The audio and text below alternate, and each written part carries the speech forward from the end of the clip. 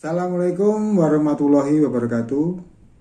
Selamat berbahagia Bapak Ibu sekalian. Salam Merdeka Belajar.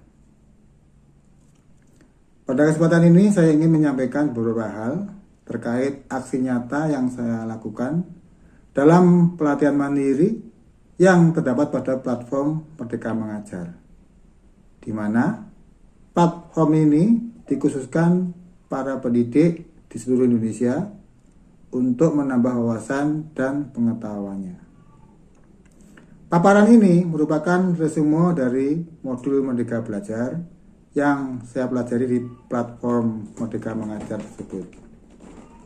Konten ini saya sampaikan sebagai aksi nyata untuk menularkan pengetahuan kepada para guru, terutama yang belum mengikuti pelatihan, dengan harapan semoga para guru semakin sadar akan perannya dan memiliki niat dan semangat untuk terus mengembangkan diri dalam mengemban tugasnya.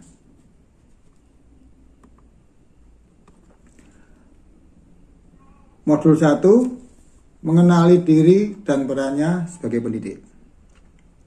Dalam modul ini ada dua materi, yaitu apa peran saya sebagai guru dan ingin menjadi guru seperti apa saya. Sebagai pendidik, tentu sudah seharusnya mampu mengenali karakteristik dan kebutuhan murid atau siswa. Akan tetapi, hal yang paling mendasar juga harus dimulai dari diri sendiri, yaitu mengenali kekuatan dan kelemahan diri. Sebagai pendidik, kita harus tahu apa kekuatan dan kelemahan yang kita miliki. Lalu, bagaimana kita dapat mengelola apa yang kita miliki tersebut untuk berperan mendidik murid-murid kita. Sebagai contoh, saat ini kita berada pada era digital. Hal ini juga merambah pada dunia pendidikan. Hampir semua hal dalam dunia pendidikan menggunakan aplikasi dan platform digital. Mau tidak mau, sebagai pendidik harus mengikuti perkembangan tersebut. Pendidik harus terus update ilmu, terutama tentang perkembangan IT dan komunikasi digital. Apa peran saya sebagai guru atau pendidik? Tidak dipungkiri bahwa peran pendidik amatlah penting bagi perkembangan murid. Sebagai pendidik, kita harus mengetahui peran penting kita dalam dunia pendidikan, khususnya pada pembelajaran yang kita lakukan. Sebagai pendidik, harus tetap berinovasi dalam mengembangkan tugas. Harus terus mengembangkan diri, baik teori pembelajaran maupun praktek-praktek baik dalam pembelajaran. Kedua, ingin menjadi guru seperti apa saya? Murid seringkali terinspirasi dari ibu dan bapak gurunya. Terutama sebagai pendidik, kita ingin memberikan pengaruh-pengaruh yang baik di masa depan murid. Kita harus memproyeksikan diri menjadi guru seperti apa di masa depan, agar anak bisa meneladani dari setiap sikap dan perilaku yang kita lakukan, dengan harapan kedepannya mereka bisa menerapkan dalam kehidupannya, di mana kehidupan masa depan mereka sangat jauh berbeda dengan kehidupan kita sekarang ini. Agar anak memiliki bekal untuk bisa survive melanjutkan kehidupannya, sebagai pendidik memiliki peran yang sangat penting untuk menanamkan karakter yang baik kepada anak. Karakter yang dimaksud tentulah sesuai dengan profil pelajar Pancasila yang saat ini didengung-dengungkan oleh Menteri Pendidikan kita, yaitu Mas Menteri Nadiem Makarim. Mendidik dan mengajar. Mendidik menyeluruh. Kita percaya bahwa sekolah dan pendidikan merupakan bekal untuk murid kita mengisi masa depan. Pertanyaannya, apakah hal-hal yang kita lakukan setiap hari di ruang kelas bisa membantu murid mengisi masa depannya? Apakah praktek mengajar kita sudah cukup menyiapkan murid di masa depannya? Tentu jawabannya adalah sudah. Namun, masih perlu ditingkatkan dan dikembangkan lagi. Praktek-praktek baik dalam mengajar di kelas hingga menemukan sebuah formula yang ampuh untuk digunakan dalam pembelajaran di kelas agar kebutuhan anak akan belajar benar-benar terpenuhi. Yang kedua, pendidikan selama 1 abad. Kita percaya bahwa sekolah dan pendidikan merupakan bekal untuk murid kita mengisi masa depan. Pertanyaannya, apakah hal yang Bapak Ibu guru lakukan setiap hari di ruang kelas bisa membantu murid mengisi masa depannya? Manusia memiliki 2 kebutuhan dasar, yaitu kebutuhan lahir dan batin. Pendidikan seyogianya dapat memenuhi kebutuhan tersebut. Bagaimana peran pendidik dalam memenuhi kebutuhan lahir dan batin peserta didik untuk mencapai selamat dan bahagia? Apakah cara mendidik dan mengajar kita sudah memenuhi kebutuhan murid tersebut?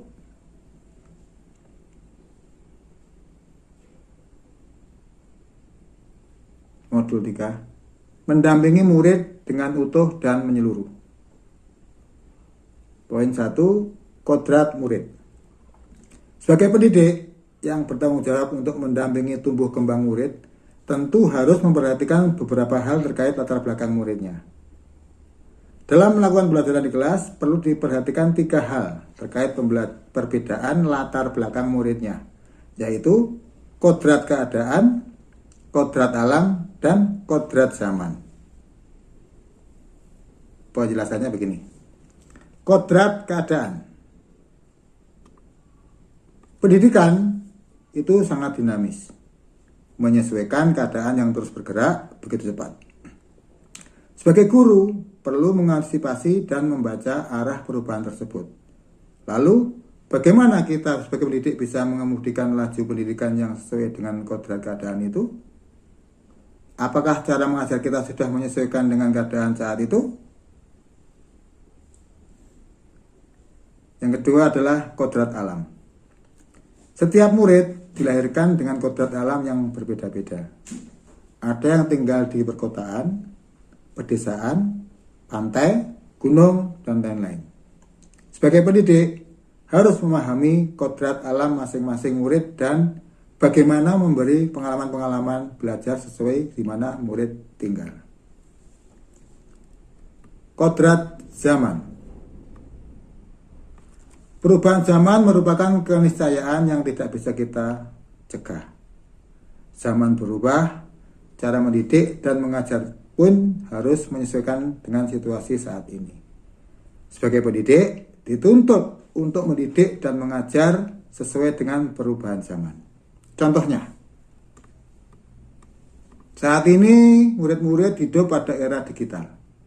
Maka, sebagai pendidik harus tanggap dan menguasai digitalisasi pendidikan. Menggunakan cara mengajar yang selalu update, misalnya pembelajaran menggunakan Google Form, Google Meet, Google Classroom, Zoom Meeting, YouTube, dan sebagainya. Poin 3, asas trikon. Di antara beberapa asas pendidikan yang perlu diketahui oleh seorang pendidik antara lain asas trikon. Sudah pernah dengar bukan? Mari kita lanjutkan bahasanya.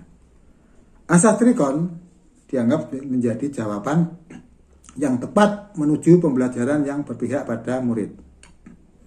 Dengan trikon, continue, convergent, dan konsentris, guru merancang pembelajaran yang berkelanjutan, terbuka, dan berdasarkan budaya bangsa. Seorang pendidik harus memahami asas trikon dan praktiknya dalam pembelajaran. Asas trikon yang pertama adalah kontinuitas.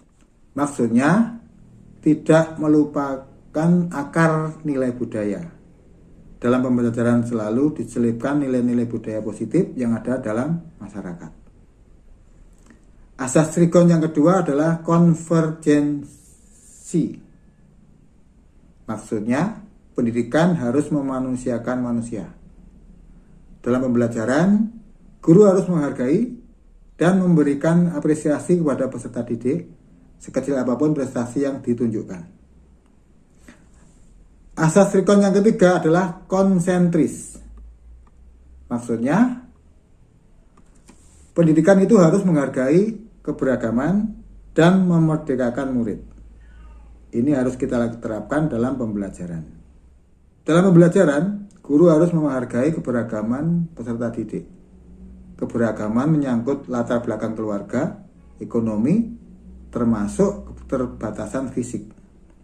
Hal ini menyangkut gaya belajar anak yang harus kita ketahui dan bagaimana cara menerapkannya dalam pembelajaran. Lanjut ke modul 4. Mendidik dan melatih kecerdasan budi pekerti. Yang pertama adalah budi pekerti. Setiap peserta didik memiliki kecerdasan berpikir masing-masing. Kecerdasan berpikir peserta didik harus dapat mengembangkan budi pekerti atau watak yang tidak hanya dibentuk di sekolah, tetapi dalam keluarga dan lingkungannya. Sebagai pendidik, harus memahami bagaimana watak atau budi pekerti diasah dan dilatihkan ke peserta didik. Yang kedua adalah teori konvergensi dan pengaruh pendidikan. Teori ini berpendapat bahwa hal yang dominan dalam pendidikan anak adalah faktor bawaan atau hereditas. Dalam hal ini, setiap anak membawa potensi yang diperoleh secara genetis dari pendahulunya termasuk ayah dan ibunya. Fungsi pendidikan adalah mengembangkan potensi bawaan anak yang positif dan menyamarkan potensi bawaan anak yang negatif. Menginjak ke modul 5 tentang pendidikan yang mengantarkan keselamatan dan kebahagiaan. Ada 2 materi dalam modul 5 ini, yaitu mengantarkan murid selamat dan bahagia dan menciptakan lingkungan pembelajaran terbaik murid. Mengantarkan murid selamat dan bahagia. Selamat dan bahagia. Pendidikan seharusnya dapat mengantarkan peserta didik untuk keselamatan dan kebahagiaan hidupnya. Pendidik tidak hanya mengajarkan materi pelajaran, tapi mendorong murid untuk menemukan pemahaman yang relevan dengan kehidupannya. Sistem Among.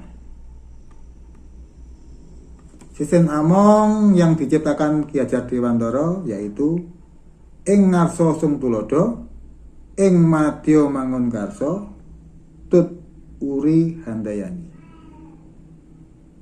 Ingat sesung tulodo berarti sebagai pendidik kita harus bisa menjadi teladan yang baik terkait sikap dan budi pekertinya sehari-hari terhadap peserta didik.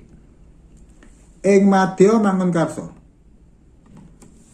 berarti sebagai pendidik harus bisa membangun semangat kepada peserta didik untuk giat belajar dan berbuat kebaikan. Tut wuri handayani berarti sebagai sebagai pendidik harus bisa memberikan dorongan kepada peserta didik untuk belajar hal yang bermanfaat. Berikutnya, Merdeka Belajar Abad 21. Kompetensi yang diharapkan di abad 21 menjadi kompetensi yang perlu dimiliki murid untuk menghadapi tantangan ke depan. Untuk mencapai itu, pendidikan yang memerdekakan peserta didik menjadi salah satu cara. Murid merdeka dalam belajar, menggali keingintahuannya dengan bimbingan guru. Pendidik harus memahami bagaimana murid merdeka belajar untuk mencapai kompetensi abad 21. Menciptakan lingkungan pembelajaran terbaik murid. Untuk menciptakan lingkungan pembelajaran yang baik, kita harus memahami bagaimana cara membimbing murid, bagaimana peran keluarga, sekolah, dan masyarakat. Mari kita bahas lagi. Membimbing murid memperbaiki bangsa. Guru membimbing dan mendampingi murid dalam proses belajarnya. Bukan hanya sekedar meningkatkan kecerdasan berpikirnya, melainkan juga secara tidak langsung berperan memperbaiki bangsa. Pendidik harus memahami bagaimana perannya dalam memperbaiki bangsanya. Peran keluarga, sekolah, dan masyarakat. Kita sepakat bahwa pendidikan bukan hanya tanggung jawab guru di sekolah. Perlu kerjasama dengan kolaborasi antar keluarga, sekolah, dan masyarakat untuk mewujudkan lingkungan pembelajaran yang optimal dan kondusif bagi peserta didik. Bagaimana masing-masing elemen melibatkan diri dalam pendidikan agar selaras dan berkesinambungan demi tumbuh kembang peserta didik. Demikian paparan saya yang merupakan ringkasan-ringkasan dari topik Merdeka Belajar. Ada kurang lebihnya, mohon maaf yang sebesar-besarnya. Wassalamualaikum warahmatullahi wabarakatuh. Salam Merdeka Belajar.